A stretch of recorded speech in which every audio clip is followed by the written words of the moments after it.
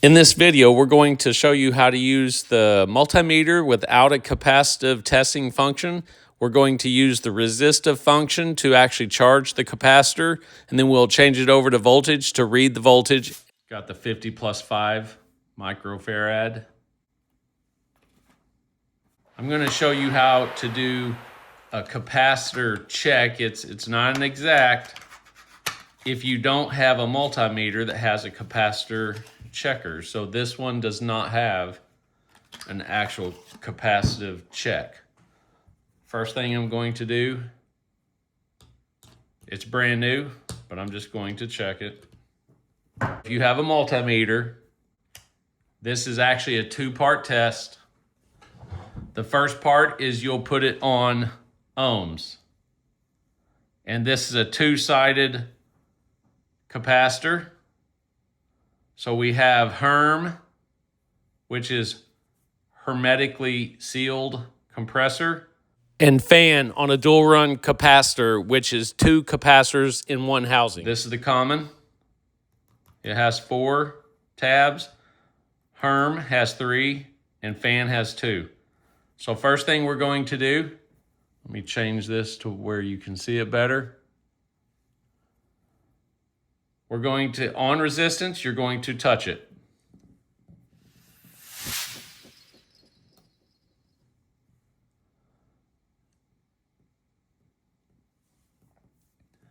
And what you're going to see is this resistance is going to steadily go up. And what's happening is, in order to check resistance, this meter is putting out a voltage. And the capacitor is receiving that voltage and is actually charging up.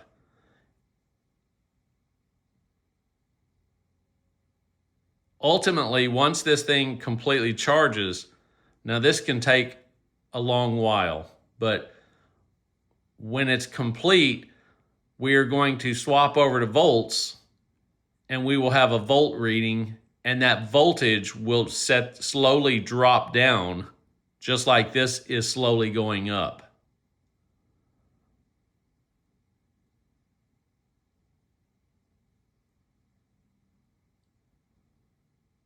All right. I'm not going to wait till it gets to infinity. I'm going to go ahead. I'm going to disconnect there. I'm going to go to DC volts. We should see a voltage and it should start dropping. Here we go.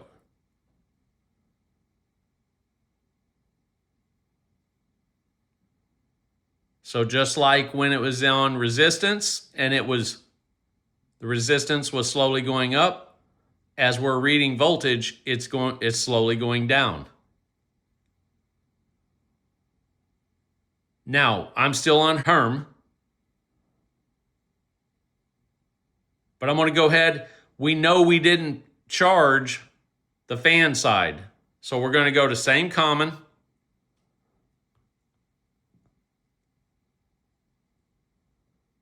Okay, there's almost nothing there. Now we're going to go ahead. We're going to swap back. I'm going to go between fan and common. And once again, notice this one is going up much faster. This one has completely charged. This is the side that's a 5 Microfarad. So it's a significantly smaller capacitive value. Okay, we're going to swap over to DC voltage. Now we're going to read on the 5 microfarad side, and we should watch the voltage go down. Because it's a 5, it should go down fairly quickly.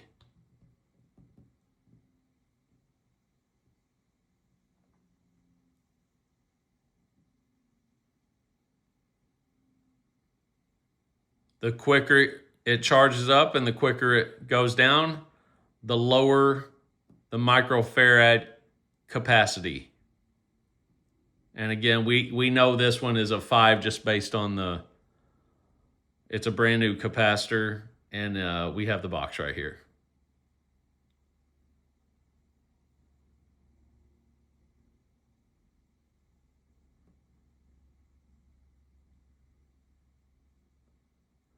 Now, just to show you how why it's important to discharge, we're at just under half volt.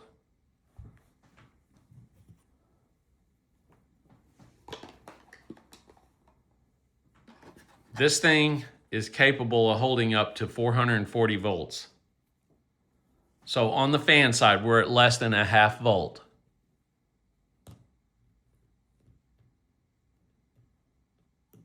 So I'm just going to discharge that half volt. I'm going to show you that reading now after discharging. Now we have 0. Now, let's jump over to this side. This is the 50 microfarad side. We still have 0.8 volts on that side.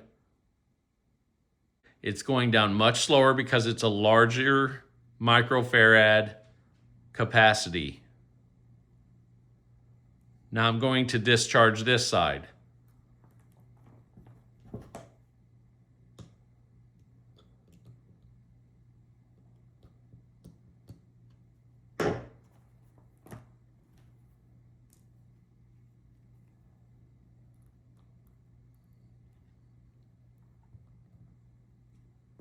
Okay, we're at 0. I'm going to charge it just real quick.